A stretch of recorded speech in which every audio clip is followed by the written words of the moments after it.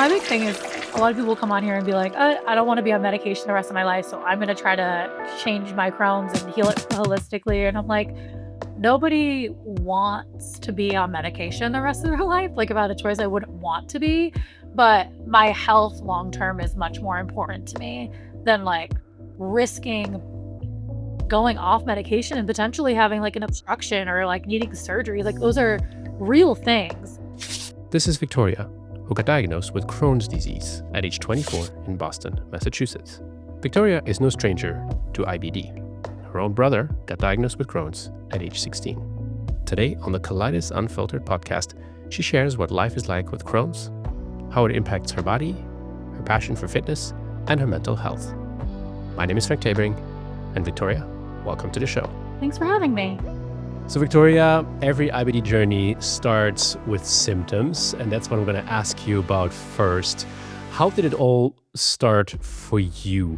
What was the moment where, you decided, listen, something is definitely wrong. I need to get this checked out. And what happened at the beginning? Yeah, honestly, I was having symptoms for a few years leading up to my diagnosis that I, quite frankly, brushed off. I kind of started having changes in like my stool or just really bad like bloating and like cramping. But it would always happen around like April, May. And I had my yearly PCP appointments during that time. And I bring it up to my doctor, like, I don't know, my stomach doesn't feel right. And my brother also has Crohn's. So she was like, don't love to hear that since your brother has Crohn's. And she kind of like passingly said, like, well, we could do like a stool sample and see what's going on, but like never really like pushed for it. So I kind of just kept brushing it off because then my symptoms would kind of go away and come back. It wasn't like a consistent thing. In October 2023, I started having like super bad pain that like I could not walk.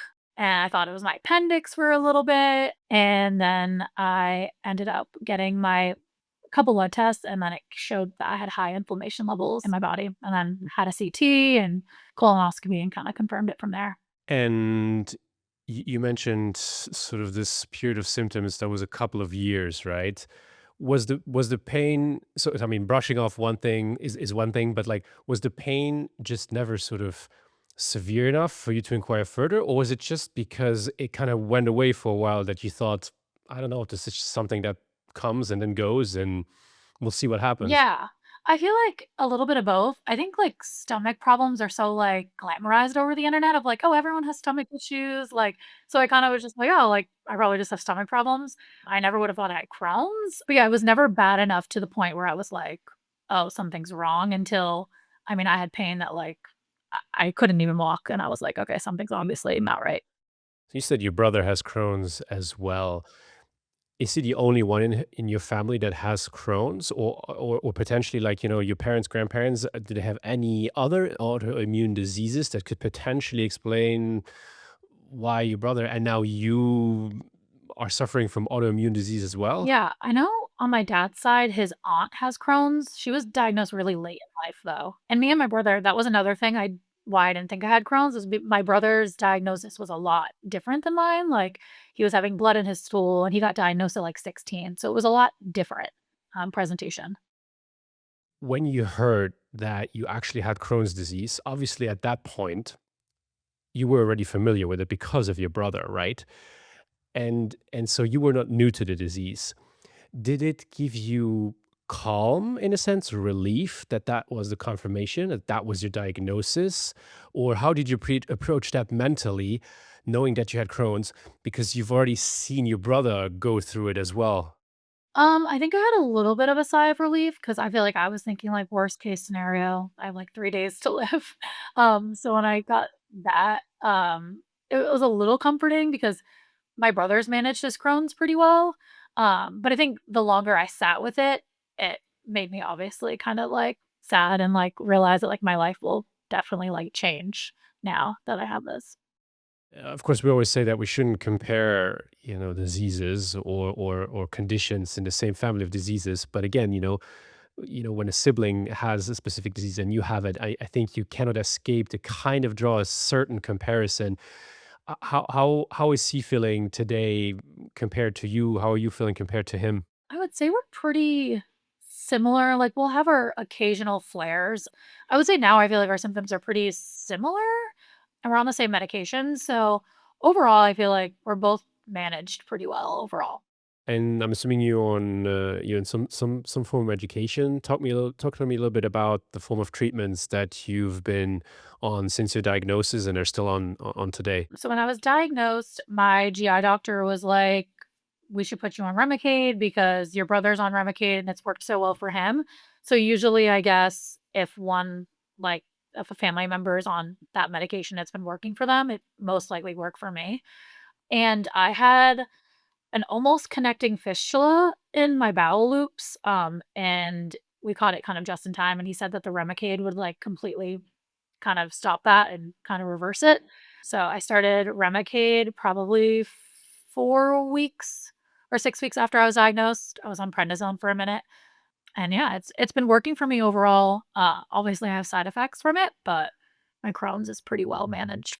So side effects, before we get those, you mentioned you were in prednisone. How did you tolerate that? Because that's the blessing and a curse Oh my drug, god, I right? talk about it all the time how like it's like the devil. It's like it has its good and it has its bad, but like I it helped me a lot, like, it calmed I mean, the pain I was in having the prednisone, it, like, immediately made me feel so much better, but definitely, like, just couldn't sleep. I feel like my mood was, like, super irritable. I'm trying to think of the other things. I've been on it for time and time again now for, like, different flares or stuff that my GI just kinda told me to start taking it if I'm in a pretty bad flare, but I definitely don't love taking it, but I definitely know it helps. So it's So yeah, exactly. Yeah, yeah, and especially like you mentioned, you go on off of, but it's just short term anyway, so it might help you through one of your flares, and then you kind of can ditch it again, and the Remicade is working, so that's great. So Crohn's and colitis are quite different, and I mentioned colitis because I have ulcerative colitis, and I also started with Remicade, and I was on it for 2 years, and it worked really well. It's actually what pulled me into remission. But I have the feeling that once you sort of get into really strong full on remission with colitis, it seems that most symptoms that you felt before are kind of calming down. But with Crohn's, however, that can be a little bit different. So despite the Remicade working, how are you feeling today? Like, are you still experiencing flares regularly? Have they really slowed down? And then when you're flaring, what kind of symptoms are showing up for you? I would say, like, my flares happen with, like, specific times of year. Like, I know October is pretty bad for me, which was actually the month I got diagnosed, and, like, the springtime. So, like, April, May, I usually am not doing too well, but I get like, my biggest symptom is I get really uncomfortable, like, bloat, like, where I feel it's, like, cramping, but, like, I also feel like I'm so distended, which leads me to just feel like I can't even eat because I'm just so, like, feel full, and definitely, like, cramping and, like, frequency would be, like, my 3 biggest symptoms, I would say. I occasionally get nausea, it's not, like, a consistent thing for me, but I could get that even when I'm not in a flare per se, I just get frequently nauseous sometimes. And these flares, they last for how long typically, or does it sort of just change randomly? I would say I remember, like, last May, I feel like it was the entire month of May. I mean, it wasn't like, nothing's been ever as bad as when I was first diagnosed since I started the Remicade, so, like, I can still, like, walk and, like, function overall, but, like, definitely the fatigue hits more and, things like that, but they can kind of linger, but I wouldn't say, like, I'm in a horrible flare for an entire week, it's kinda just, like, I'm bloated for weeks on end, I'm cramping, I'm having frequency, and it's just kind of a never-ending thing.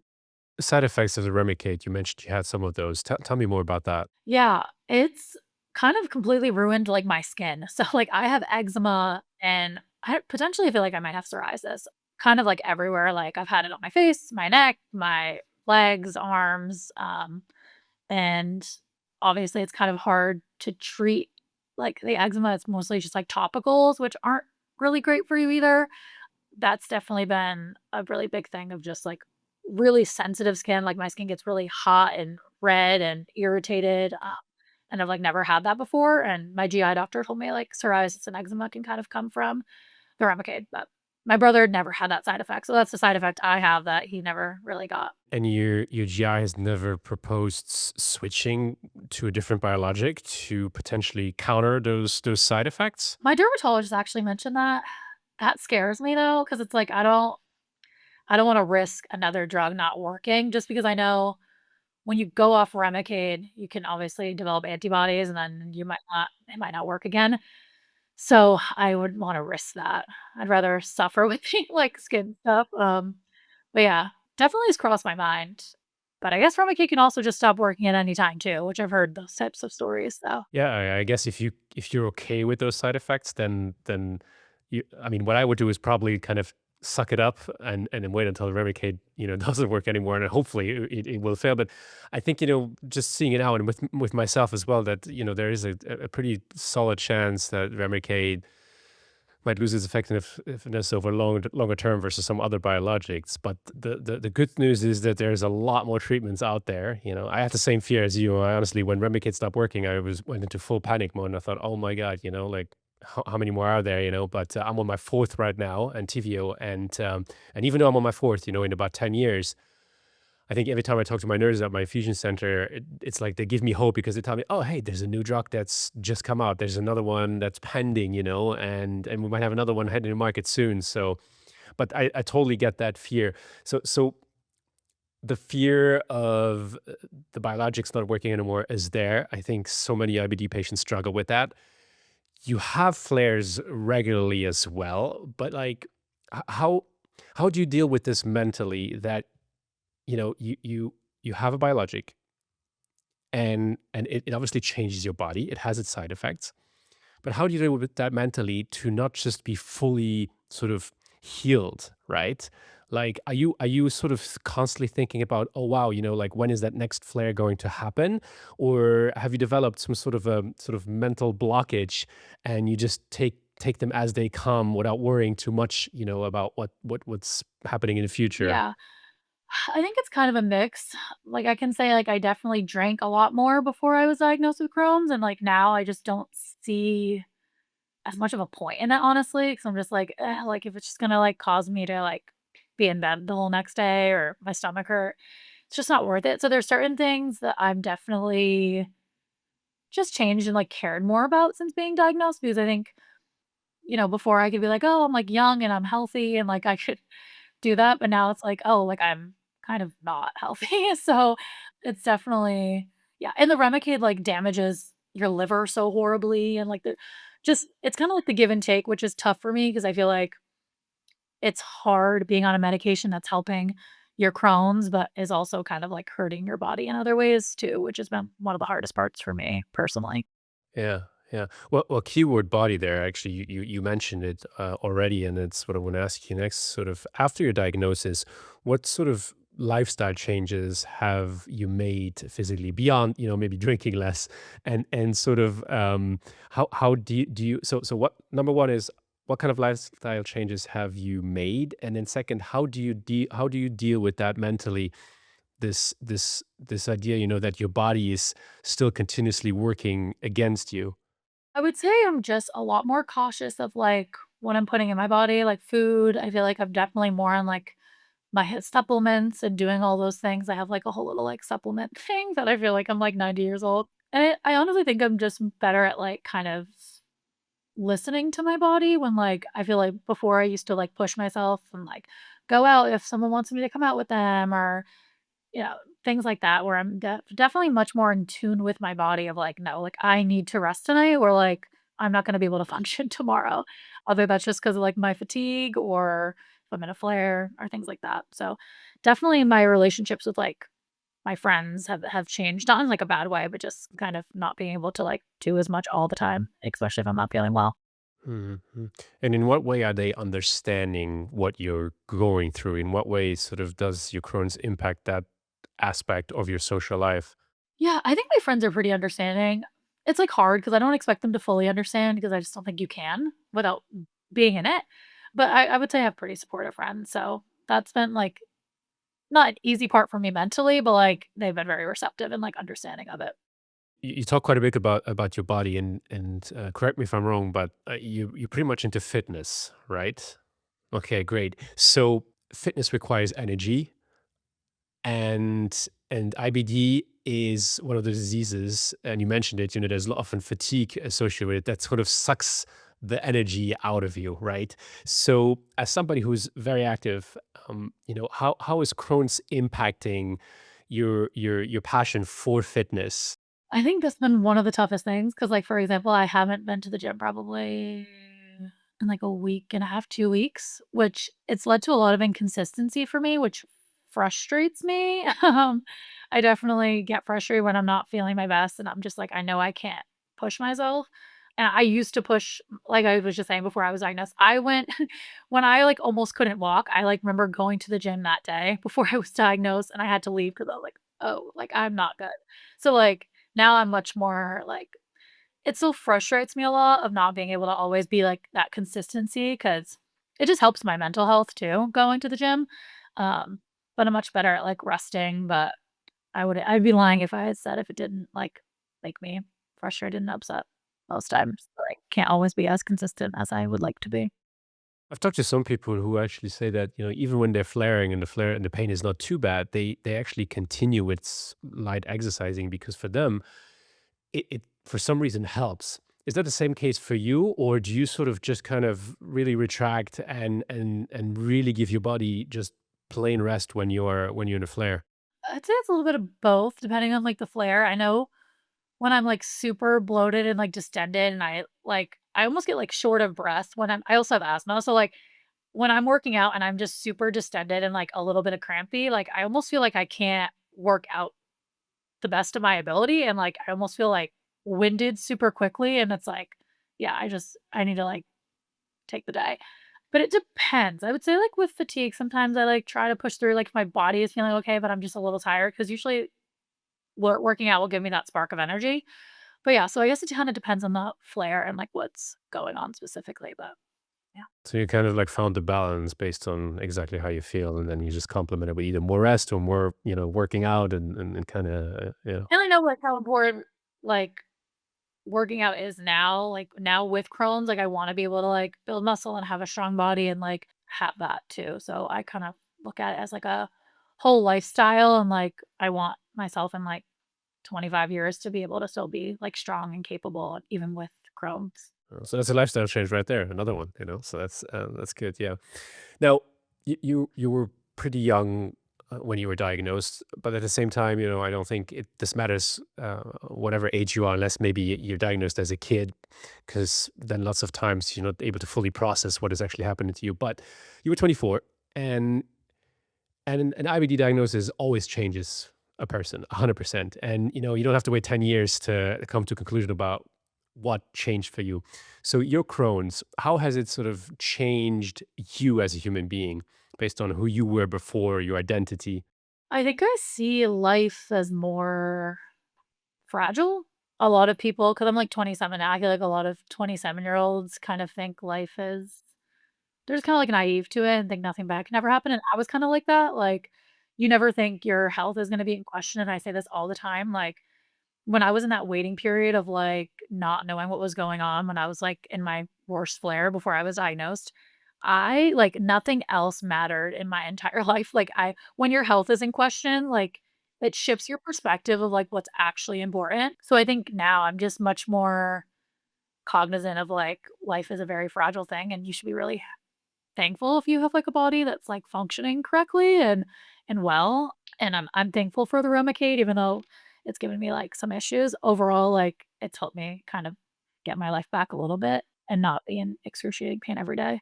Yeah, it's kinda like that give and take, like I said before, of, like, but you're also putting this thing in your body that's not the best for you, but it's also, like, healing you in a sense. It's like this weird concept. What's the relationship now with your body and your body image? I think when I was first diagnosed, I kind of had the perception of, like I feel like you have a lot of, like, "Why is this happening? Why is my body kind of attacking me?" It almost feels like you're a prisoner in your own body, which I think is, like, a really complicated thing to explain to someone who's never experienced it. But then I was listening, I don't know if it was, like, a podcast, maybe it was, like, 6 months ago, and the, person was talking about how, like, your body's not, like, fighting against you. It's almost like it was trying to give you these warning signs that something wasn't right, and, like so I try to, like, put in the sense of, like, my body was trying to, like, tell me something really important rather than, like, attacking itself, even though, like, sometimes it can really feel like my body just, like, hates me, and I'm like, "Why?" And you just, like, think, like, what, like, led to me getting this diagnosis, or, like, when did it kind of start? Or I have so many questions, 'cause my GI was like, "Even though maybe you're having a symptoms for 2 years, like, this could have started brewing, like, years and years prior. Like, we just would never know." Have you received or found any answers to some of those questions? Not really. I, like, try to think back in, like, my own life, like, when I feel like, I was definitely experiencing like, I brought up to my doctor for the first time, like, 2.5 years before I was diagnosed. So I know it was, like, that long, which is crazy to think your body was, like, going through all that stress and you had, like, no idea. But yeah, I can't think of, like, anything that would've I don't know, it's like so many different things cause it, right? Like genetics and environmental factors but it's just yeah. But my brother having it too is super interesting because I guess if your sibling has it, you're 50% more likely to get it. So then you cannot really pinpoint to any sort of specific stressful event or something happening in your life, because it's also so interesting to me that you say, well, it tends to kind of bother me more in like October or in the springtime, right? But it's not, you cannot find anything associated basically to those periods of the year or around the diagnosis that something major in your life happened. Nothing really. Well, I think with, like, the times of year I guess my GI doctor told me that, like, changes in season can really affect people with, autoimmune diseases. That's, like, one idea. When I did get first diagnosed, though, I did just graduate grad school, and I was starting, like, my first real, like, job within my career. So I feel like there was stress around that, and I had traveled a good amount that month, but that was, like those are a couple big things. Those things almost sound like good stress, and because there's good stress and bad stress. I always say that I have a lot of good stress, and I try to keep away the bad stress. But yeah, yeah, the seasons thing, that's interesting actually, yeah, yeah, that's, so I guess it just depends on people's bodies being more susceptible to seasonal changes, but, yeah. Well, I hope for you that you kind of at one point maybe get some of these, find some of these answers and have more clarity. You said that your friends are, pretty supportive of your IBD. I'm pretty sure your family is too. So as someone who receives such great support, what would you tell people who love someone with IBD or who knows someone with IBD that they're close to, who don't really know how to support them, right? Or to approach them? Because I think like people like us with IBD who have great support, we sort of know what it's like, right? So what advice would you give people on how to support someone the best way possible with IBD?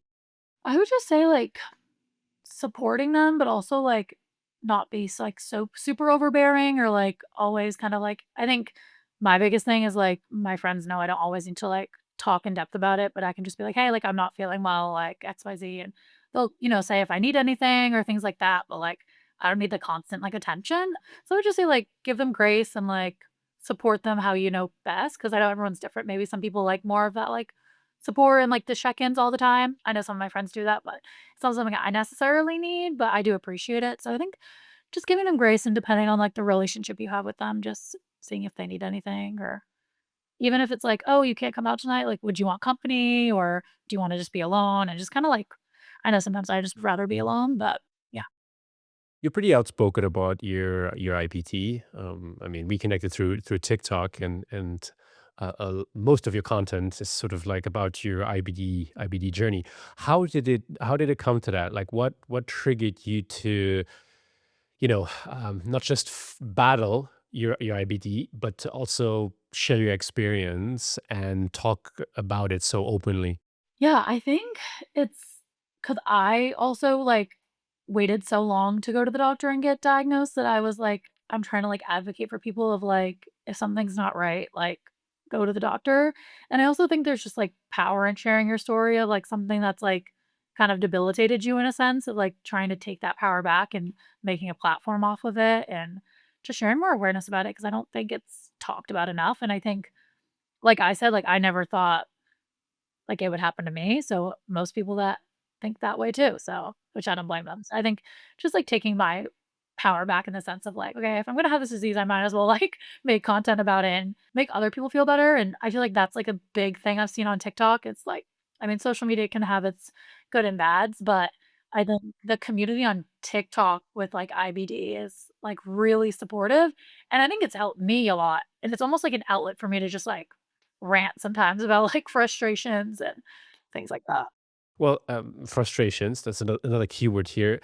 And I agree with you. The TikTok IBD community is really great. But, you do have your occasional person with or without IBD who sort of throws something out there that's just sort of, I don't want to say stupid or dumb, but yeah, maybe that's the perfect word to describe it. But it's also often connected to sort of misconceptions around IBD. As someone who is active on the platform yourself, who's probably receiving lots of comments and who's probably also seeing sometimes opinions that are considered potentially, well, dumb or ignorant, what are some of the most common misconceptions for Crohn's for you that you sort of keep seeing? I think people like only think it's like stomach issues where like it's really like a whole like it affects your whole body in different ways. I also see like a lot of weird takes about like people kind of pushing that you don't need a medication and you can heal your Crohn's or ulcerative colitis holistically, which I have a lot of feelings about just because I think it's a dangerous message to like promote online, like if that's something you choose to do. Yeah, talk to me about that. Like you say you have feelings about it because I see them too, and I'm just wondering why. What's the agenda behind it? So what's your feeling there? My big thing is a lot of people come on here and be like, I don't want to be on medication the rest of my life. So I'm going to try to change my Crohn's and heal it holistically. And I'm like, nobody wants to be on medication the rest of their life. Like, if I had a choice, I wouldn't want to be. But my health long term is much more important to me than like risking going off medication and potentially having, like, an obstruction or, like, needing surgery, like, those are real things, and it's just not, like, a disease that's just, like, gonna go away, and I think that's, like, a whole other misconception. My brother also works in GI, so, like, I also know a lot about, things like that, so I think it's just a huge misconception of, like, don't need medication or you could heal it holistically or just eat whole foods and you'll heal it. I'm just like, yeah. It's interesting. You just sort of build a segue into my next question. But through your brother, you said he works in GI. You work as a mental health counselor. Is that correct? Okay. So as a mental health counselor, in what way has your studies or your career so far helped you in dealing with your disease from a mental point of view? I'm very much, like, into, like, the whole body connecting with your brain and, like, mental health impacts physical health and physical health impacts mental health, which I've definitely seen over the last couple years for me. But I definitely think I'm also value going to therapy myself, and just having that space to just sometimes rant, quite frankly, about having chronic illness and how much the physical part of me has impacted, like, my mental health. But I definitely yeah, I just view everything like it's like a whole your brain affects your gut and things are like if you're feeling more depressed or anxious, that's directly going to correlate to like maybe having a flare or things like that. So I definitely see it as a more whole body experience. And I feel like it's helped me in my work in a sense of like being a therapist, of like seeing it when my clients are maybe going through more like health stuff and seeing how it's affecting their mental health. So it's helped me see a different point of view as well, kind of experiencing it firsthand. Mhm. Would you agree with me or disagree with me that mental health comes in a little bit too late when talking about IBD? I would say so, yeah. I think it's something people don't talk about a lot. When we're really sick, it kind of just takes over our identity. And if I'm always sick, like, okay, of course I'm going to be sad all the time or really down or I can't go out, so, like, I can't go socialize with my friends, so it almost becomes, like, your lifestyle, and you're not seeing that, like, oh, like, maybe you're not doing well, and if you talk to somebody or your mental health is not great, so I think it's, like, easy to kinda make excuses of why you're feeling sad because I feel like there's a lot of reasons to feel depressed or sad or anxious when you're having a condition like this, and it's kinda just normalized. If you could go back now to when you were diagnosed, with what you've experienced since, what would you tell that person on the day of her diagnosis? I would say everything's gonna, like, be okay and, like, you'll figure it out. I think at first, there's a lot of things thrown at you when you're first diagnosed, and you're dealing with all this health stuff like I never experienced ever. So it definitely felt overwhelming, and I would just tell her that, like, it will all work out, and, like, starting a medication is definitely gonna, like, change your life. Because at first, I was kinda like, "What if the medication doesn't work, and then what?" And, yeah. And so my final question, that's one I always have to throw in here because it's very interesting to get different perspectives and opinions is, do you think that we will see a cure to IBD in our lifetime? Ooh, I don't know. I don't think but it's possible. I feel like my brother's mentioned this to me of, like, we were talking about, like, all the new medications and definitely, like, more research. I think the cure will come eventually, I don't know in our lifetime, but I would hope so. I think it'd be definitely cool to see, and if anything, I think treatment will evolve a lot over the course of my life. Because like, now I go for infusions every 8 weeks, but, like, I think, you know, maybe it will change over time of, like, different I know there's, like, an injection now for Remicade, actually. There is. Oh, wow. Okay. It's super All right. new. I think you have to do it every 2 weeks, though, an injection, but yeah.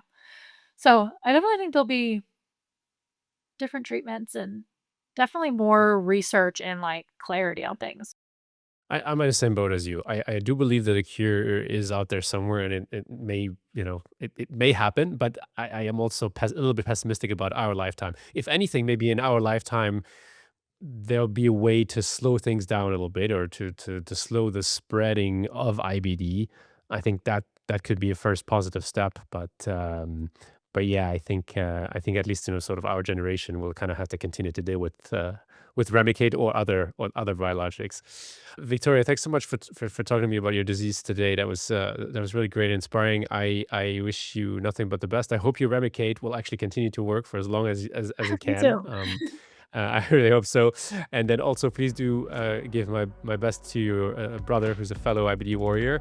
And for you, wishing you nothing but the best moving forward, and hoping that those flares will sort of like become more and few and far in between. Thank you so much. Thanks for having me. That's it for today's episode of Colitis Unfiltered. I'm Frank Tabering, and if this hit home or hit your gut, do us a favor, subscribe to the show, and follow us at Colitis Unfiltered on YouTube, Substack, Instagram, Threads, TikTok, and Reddit. We'll see you soon for more inspiring stories from the bathroom floor.